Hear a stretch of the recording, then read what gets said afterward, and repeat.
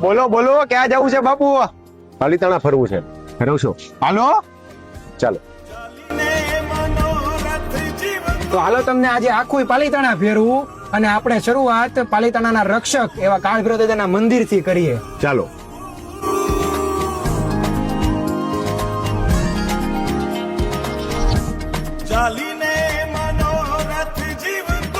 આ રહ્યું આપણું પાલીતાણાનું કાળભૈરવ મંદિર. અધીરો ને વ્યાકુળ થઈને પામે રે કશું નહીં જીવતું.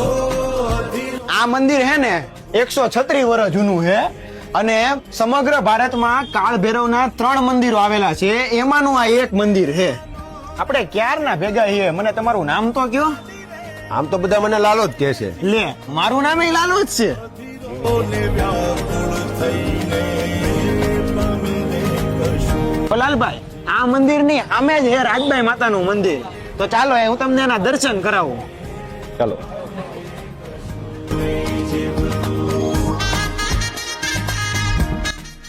લાલભાઈ, આ છે સતી શ્રી રાજબાઈ માતાજીનું મંદિર. લાલભાઈ, આ છે પાલીતાણાના સતી શ્રી રાજબાઈ માતાજી, જેમના લીધે પાલીતાણાની ઉપર સત્તા પરિવર્તન થયું હતું. વાહ. તો લાલભાઈ, તમે બહુ આગેથી આવ્યા હશો, થાકી ગયા હશો, તો હાલો તમને પાલીતાણાની સ્પેશિયલ લચ્છી પીવડાવું. ચાલો.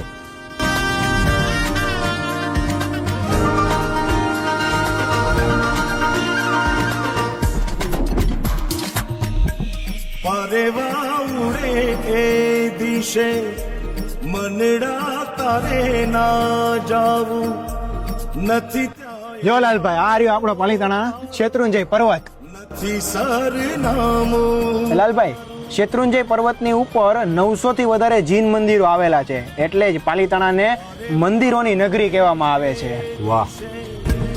મનડા તારે ના જા. આ છે દાદુજી બારોટ, કે જ્યારે પાલીતાણા ઉપર અલ્લાઉદ્દીન ખિલજીએ આક્રમણ કર્યું ને, ત્યારે આ શેત્રુંજય પર્વતની રક્ષા માટે દાદુજી બારોટે અને એમના માણસોએ અહીંના પગથિયે માથા વધેર્યા હતા, એટલા માટે જ આજે પાલીતાણા સુરક્ષિત છે.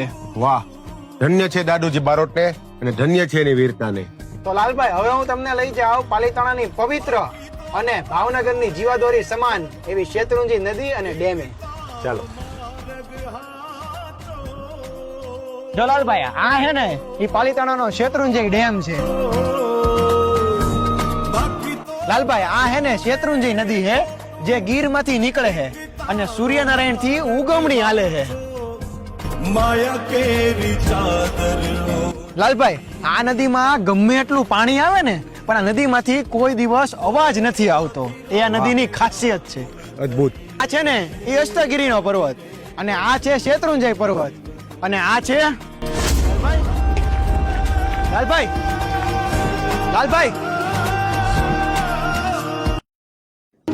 चक्रम जगत चक्रम युग चक्रम च केशव आत्मयोगन भगवान परिवर्तय निशम चक्रम जगत चक्रम युग चक्रम च केशव